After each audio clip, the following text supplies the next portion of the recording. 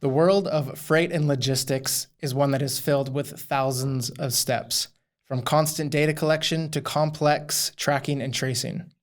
So what connects the dots, and where does the solution lie to help the thousands of companies currently in the industry? That's our topic for this episode of Anyline, Anytime. Hello, everyone, and welcome to a brand new episode of Anyline, Anytime. I'm your host, Mark Babin. As always, so great to see so many of you joining me today. Thank you so much for being with us.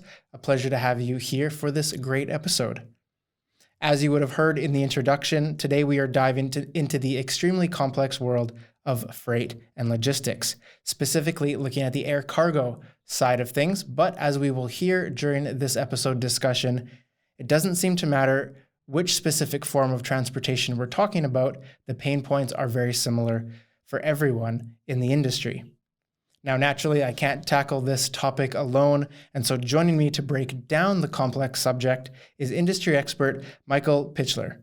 Michael is a recognized expert with years of experience in freight and logistics, air cargo, postal service, and even has some experience in the parcel industry. He led the development of a very successful transportation platform and has since worked and influenced world-leading organizations including DB Schenker, AIG Cargo, Aramax, and Qatar Cargo, just to name a few. So plenty of experience out in the real world. Michael leads the go-to market strategy and business transformation for travel and transportation at Salesforce in the UK and Ireland. His job is simply to help customers get the very best out of digital, something we can certainly appreciate here at Anyline and will lend itself very nicely to this discussion. Michael, thank you so much for being with us today. It's a pleasure and an honor to have you here. I can't wait to get into some of these topics. So again, thanks so much for joining us today. Great, Mark. Thanks for having me. It's actually a real pleasure to reconnect with Vienna. I've lived there for many years, actually most of my life. And so it's actually very happy to have this chat. And, Anyline, I've heard many great things about you. So yeah, cool. Thanks for having me. Perfect. Well, great to bring you back to the city of Vienna in this virtual format, I suppose. We'll do this in person the next time, but for now, this obviously works. So again, thanks so much for being with us. Great to have you. So in our prior discussions and obviously leading up to this episode, you gave me a sneak peek into the industry and how it's broken down and the number of companies that are involved in all of the different processes, something I found extremely interesting even now. There's so many moving parts, so many companies doing different parts. It's extremely complex. So perhaps this is a really great place to start for the audience. Right. Yeah. Really good question. Let's give some context. I think the very first thing is, I tap into it from time to time, is basically when we say logistics, we typically wrap many things into it. What we actually mean is, and sometimes we mean parcel businesses, sometimes we mean freight forwarding, sometimes, we basically wrap it all in. So typically what you see is you've got freight forwarders. Those are companies that are the same or organizing larger, longer, more complex transformation projects. You've got what's generally referred to as logistics, which is very simply speaking, companies that run warehouses and distribution businesses. So for example, you could say you've got Nike and you've got a business that actually organizes how Nike shoes are distributed across the globe or within a region to, all the way to the retail store. So that's typical logistics kind of business. And then of course you've got, parcel and postal, and we know all of that. Now, all of this takes place on land, in the air, on the sea, on rail or container shipping. And so the specific segment, air cargo, is basically cargo that's actually transported on air. I think, so that's basically what air cargo is about. Now, cargo providers actually run different business models, if you like. Most of the time, they will be hidden somewhere in deeper, supply chains or transportation chains. So oftentimes, freight forwarders will actually will actually subcontract air cargo providers to basically take part of one slice of their transportation chain. They are largely direct to consumer. They are largely not direct to consumer. So you have largely B2B businesses. So very rarely do you have an air cargo business interact with the consumer directly. And then, of course, the other, and that's a very important aspect, is that air cargo carriers typically ship goods in two ways. You've got cargo carriers that are owning cargo aircraft, they're called freighters. So really dedicated, an entire aircraft full of cargo, or in many cases, most of the airlines, will transport cargo in the hold underneath the passenger, like Austrian Airlines and Lufthansa and British Airways, all of them do that. So, with your baggage, most of the hold actually will be consumed by cargo. I think that's something that's maybe not that well known out there. I don't know. And so the entire cargo market, and that's to close that thought out, is extremely fragmented. Just to give you a little bit of an idea, for example, in the UK only, there are 190,000 freight and logistics kind of businesses. This means, it's the whole spectrum that we spoke about: warehousing, distribution, air, land, sea, ports. The whole ecosystem is extremely large. And so what that means is a typical transportation chain is very much like a transportation fabric. It's little businesses connected all over the globe. So it's super interesting actually, and it's an ideal space for technology to be in. That's incredible, that number of how many different, like you said, how many different freight and cargo companies there are. It's a super interesting point, and I'd love to stay here for a moment. Would you be able to share what the challenges are that drive this market specifically?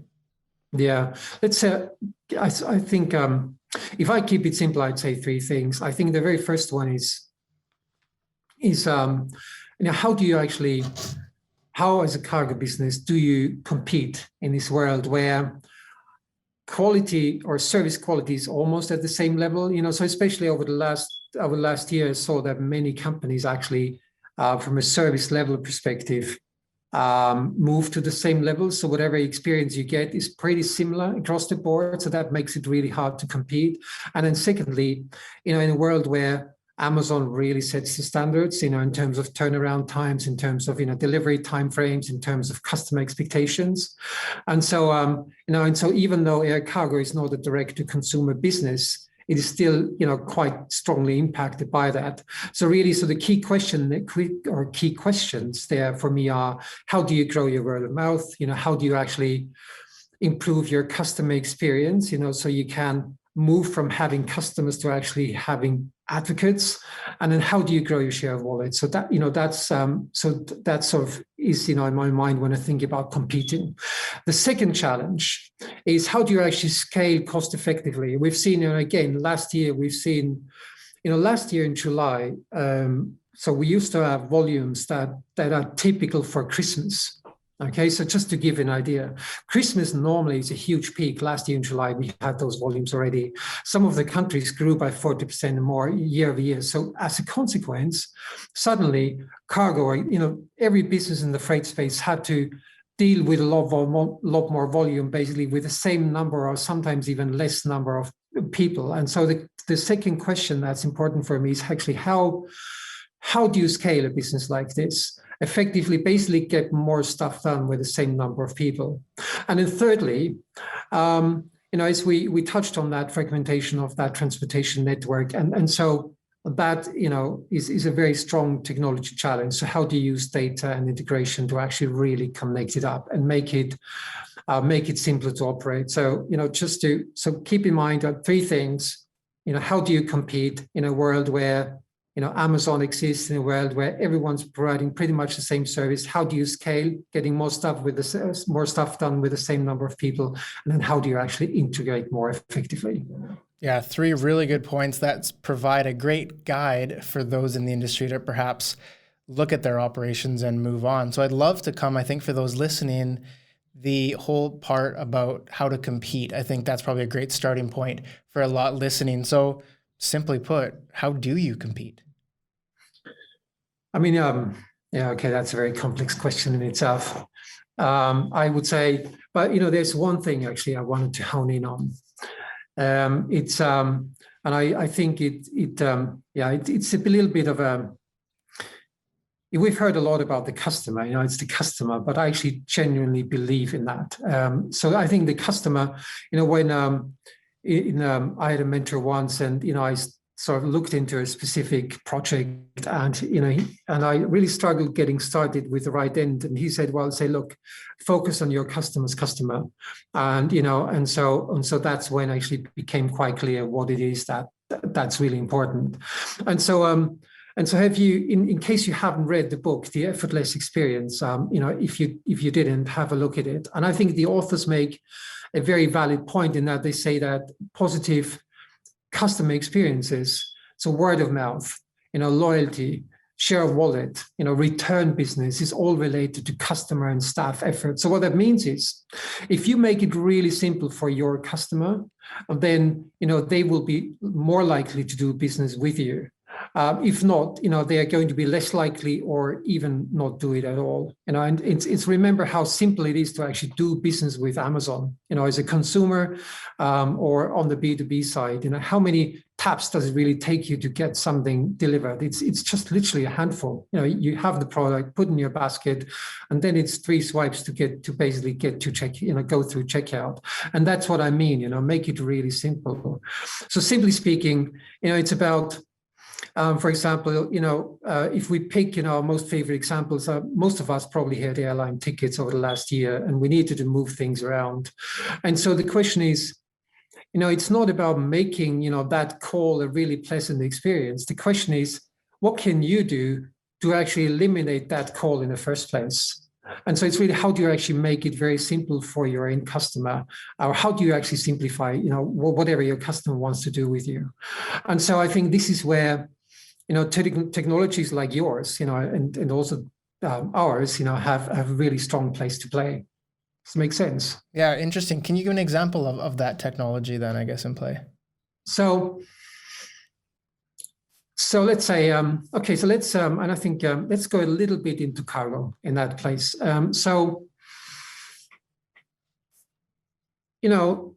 If you have customers, if you're a customer, so basically, if you make it simple for your customers, they're more likely to do things for you. At the same time, you need to also look after your employees. Basically, do the same thing. Make it really simple for your employees to actually do the right thing, because they won't do. If it's a lot of work for them, they're less likely to do it. So let's visualize the air cargo transportation chain for a moment. So let's assume, Mark, you want to ship something via air cargo. What you're going to do is, you'll probably get on your truck, you load your pallets, you will go to the airport, you will then, check in. And this means, actually your driver's license has to match your truck's registration number, your paperwork has to match your truck and, your license, and then your actual cargo has to match your paperwork.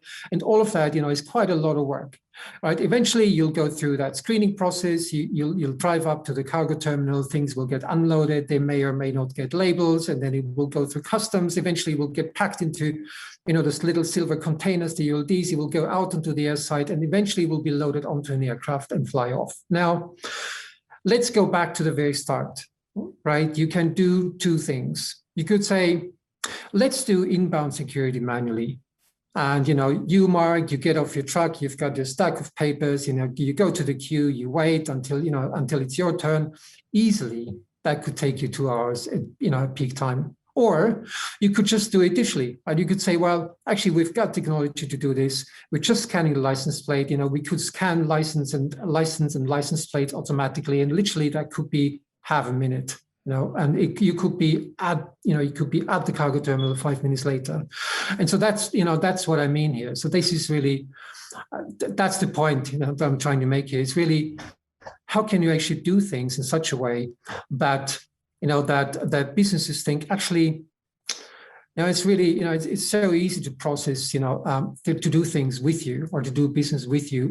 So I'd much rather do it with you than with someone else. And so I think that's probably, at least in my mind, is what's the most important.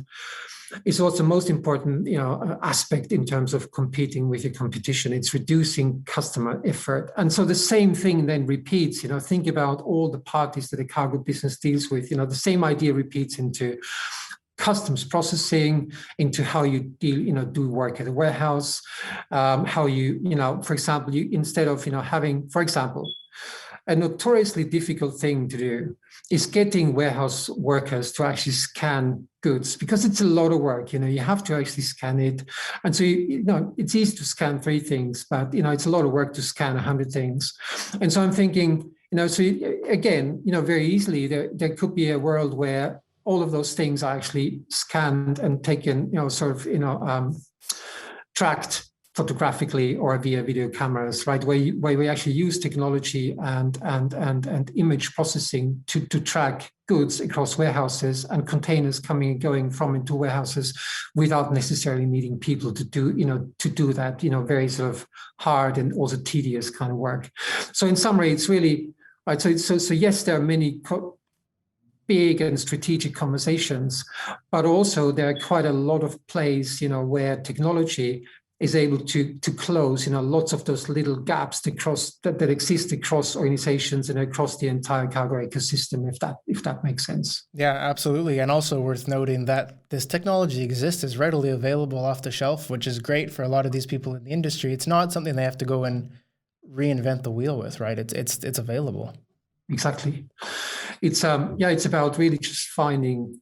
It's about just having an open eye and actually, I'm finding the space to say, okay, let's try this and that. Sometimes the whole aviation world is also very much regulated, and so sometimes businesses that operate in that space actually forget that they have got this kind of flexibility, because typically when changes happen in that world, because it's so tightly regulated, things tend to take a long, long time. And so getting in there, trying new things, closing little gaps, I think that they could get businesses like this a long, long way. Yeah, fair points. Great points. So in talking to you previously, you had mentioned that this industry has an extremely low margin. Another point that completely blew me away, because you think of the big companies here, the big players, and there's so many of them. I wouldn't have thought it's that low margin, but apparently, as you've said, it's quite low. So just how low are we talking, and can you explain why that is? So, let's not forget. So cargo is at the end of the day, cargo is a commodity. It's something that happens. No one sees it. There's lots of competition now in the air cargo world. So air cargo is more on the upper end of the spectrum, when we speak about margins. But still, those industries there's lots of competition. It's extremely asset intensive. Think about what it takes to operate an air cargo terminal at an airport. It's embedded, it's behind security, it's already on the air side. You've got airlines, you've got many parties, you've got customs. So all of those parties, big assets, automated warehouses, big operation. So it's really an extremely asset intensive operation. And so without naming and without mentioning any numbers, but we're really talking in sort of very, very razor thin margins in that kind of business. And so what we typically see is that air cargo providers will try to move into higher margin kind of business, like fashion or like electronics. And so when I think margins, or when I think about optimizing margins, then a big play is always, well, actually, how can we start to automate things? How can we actually start to just reduce costs and or take out cost via automation? The second thing, and of course, that I think connects really nicely to that point that we just spoke about previously. Is as soon as you start automating things, of course, things are becoming more consistent, and also effort gets taken away from the customer. Now, in my view, and I think this is a really interesting conversation, because I think this is where most technologies, especially like yours, actually play really well. It's in that space.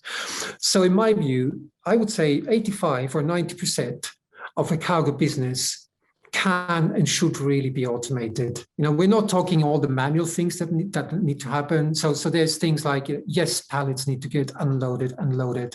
Yes, containers need to be touched and boxes need to be touched. But in principle, the whole planning process, the entire operation, what it is that needs to be done and when and where, that can be automated. Now, automation drives throughput. Right? Automation drives also quality. That's important. So as a consequence, it reduces mistakes. So it gets more stuff done with basically the resources you have. And so that's how we tackle the cost challenge. So it's a long-winded way of getting to the point. It's to basically do things faster and better.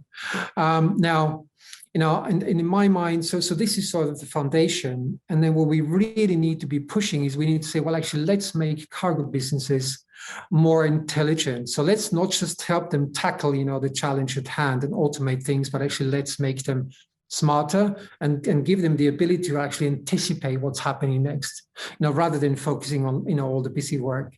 So, for example, one of the pain points, I know in cargo is that, I mentioned previously, it's having accurate scanning data. So knowing where things are and when, not in a general sense, it's on that aircraft, but actually in a very specific sense. So where is it specifically right now? Where is that?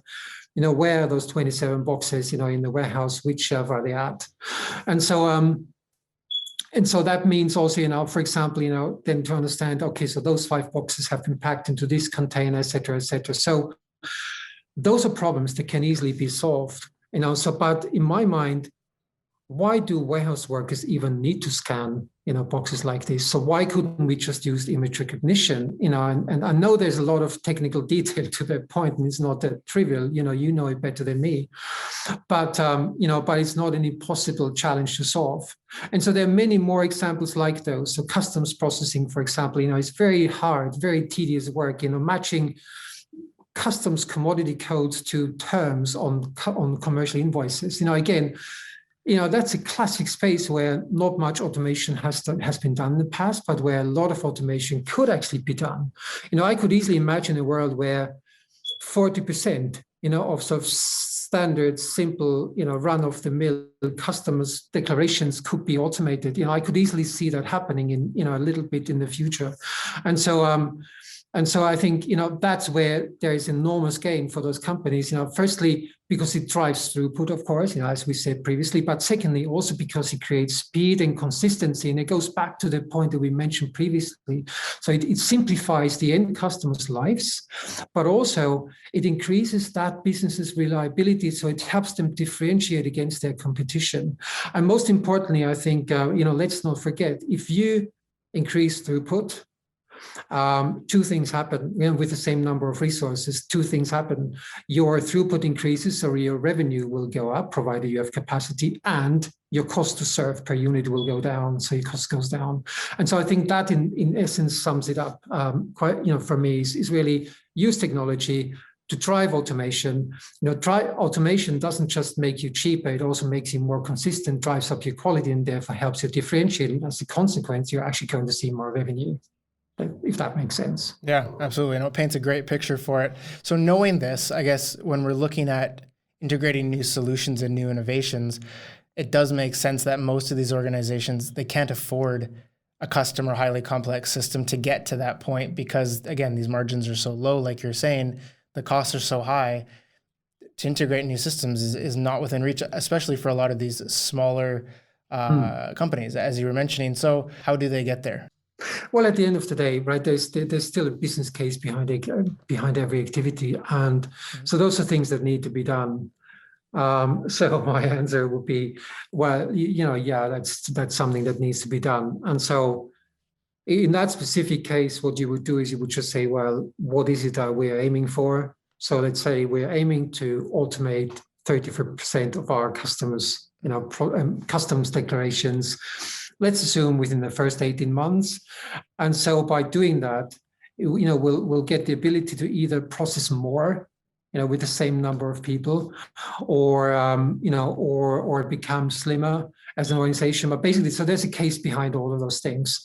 But the other thing I wanted to mention is, so it's, even, yes, the margins are tight, but that doesn't mean that no money is being invested into those organizations. Quite frankly, if you want to run an effective cargo operation, you need to make sizable investments into your infrastructure, into automation, into software, but also into hardware and physical assets like warehouse automation and transport management and packing stations, and picking stations if you're into distribution on the last mile, so all very complex, very asset heavy, very financially intensive pieces of infrastructure. So yes, so definitely, a lot of investment happens in those spaces, and oftentimes investments like these are the only way to really scale the operation. So it's really just a question of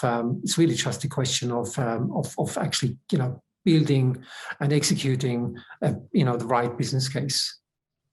Yeah, perfect. Makes great sense. So again, previously in speaking to you, you mentioned scanning and image recognition a few times throughout the interview, which are great points to bring up. And it made me think the whole BYOD concept, the bring your own device, is there much conversation of that at all? I mean, taking advantage of not having to use expensive single-use devices that we see a lot in the industry, being able to utilize the devices that are already in people's pockets. I mean, it sounds like it would be a popular option, but is it part of the conversation? I mean, that's an interesting one. Yes and no. So I've seen it, but I suppose if you ruggedize your devices, so imagine it's a very physical environment. Very easily things could drop or things could drop on it, or so it's a very physical environment. So yes, I've seen it in a ruggedized form, but also the other, I think the real challenge in that environment is scanning barcodes is a really tricky business. You know this really much more than I do. By the lightning, and sometimes things are wet or dry, and then things got damaged or the printing quality is low. So really, assuming that challenges like this, can be overcome, then yes, you could actually use devices like this now. But also, I think it's less of a binary conversation than this. So there are two things that come to mind. The very first one is maybe you would actually equip your warehouse workers, with special purpose devices. But then there's lots of people that have a need to know that don't necessarily need them. And you could say, well, actually, let's equip those with, cheaper pure devices, that would work just as well. The other thing, though, is that, and I think that brings me back, to this initial thought. I think also let's really think about pushing the boundaries. The question is, why do you even need to equip people with devices in the first place? For example, if you've seen ULDs at airports, right? Those are those little silver boxes with numbers on them. All over the tarmac, yeah. You could literally track them without actually ever having to make a note anywhere about where they are, because, they're so easily identifiable. The same thing, goes with, so yes, maybe, maybe today there are little barcode labels on pallets, but does it really have to be? Could it be maybe a little bit something a little bit bigger? It could even be just a plain piece of paper or something that's sprayed onto a pallet and would allow you to actually track it around without really having to ever pick up a device. So I think that, in my mind, is where where actually the future in terms of commodity and also more commodity type technology goes, is actually making things, automate things, but by not automating, basically make them happen in the background. I think this is what's going to happen. So really automate things in background, use image recognition, use machine learning type approaches, use data to actually be able to really build proactive transportation chains rather than just reactive, something comes in, I scan it. That's a very reactive thing to do.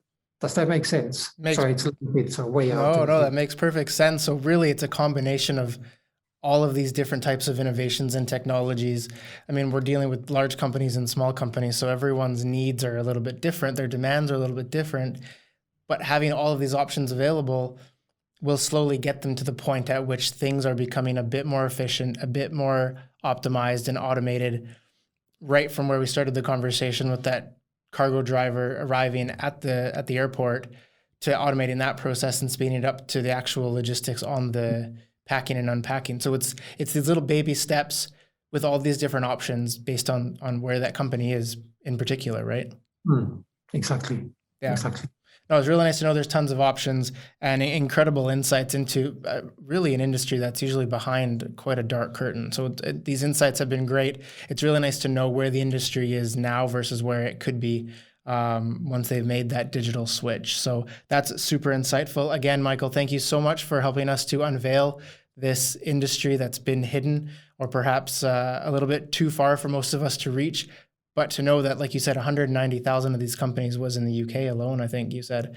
I mean, there's so many across the world that could make incremental steps towards improving their optimization, increasing transparency, and essentially giving the end customer more transparency and more traceability of where their package is, give the companies more transparency and traceability, and give them more confidence, I think is ultimately the goal here, right?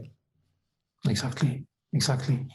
Yeah, brilliant. So in this environment, I think it's always really important. Just, I would say, in any kind of enterprise, focus on the actual end customer. So figure out what the actual end customer is all about, and then work backwards from there. And I think that and especially in that supply chain type industry, many changes happened over the past years. And I mean, over the past years, and especially over the past year. And so, and it's still in a certain way technologically in its infancy. And so I think we're going to see a lot happening there. And it's really super exciting. Yeah, and the science behind it, the technology is increasing incredibly fast with machine learning and the ability to capture data much more efficiently. Like you said, it's only in its beginning, but it's growing incredibly fast, something that we see a lot across the industry. So it's promising for the industry that this will be the future. Companies just have to be proactive, like you said, rather than reactive, which I think I love that point, because that's the core of everything. That to make efficiency gains, you need to be proactive. So yeah, I really like that. Good. Any final notes before we sign off today, Michael? Yeah, I think that's it. Thanks for having me. It was really quite a lot of fun. So thanks again. And I wish you guys good luck. Thank you. Yeah, likewise. Best of luck on your future projects. Obviously, you have plenty on the go. So again, a pleasure having you here. And again, thank you for helping us to unveil the industry a little bit more. It's been a great conversation. So thank you. Thanks a lot. And to all of you watching today, thank you so much for joining us on this great episode of Anyline Anytime, looking at the logistics and freight industry. So much fascinating information, really uncovering a whole new set of challenges industry-wide that for those of you listening in the industry, hopefully plenty you can take away and make those small steps forward to increasing your efficiency and making gains in a thin margin business. Obviously, one of the biggest challenges that's around. So hopefully plenty to take away today. And again, thank you so much for joining us on this conversation. If you do have any questions, please don't hesitate to reach out. We'll make sure Michael's LinkedIn is available in the description of this video. Or of course, you can go ahead and comment on the video itself, and we'll make sure that you get the answers as quickly as we can get them to you. So again, thank you so much for joining us. Hopefully you've had lots to take away, and we'll see you on the next episode of Anyline Anytime. Until then, stay happy, stay healthy. We'll talk to you soon.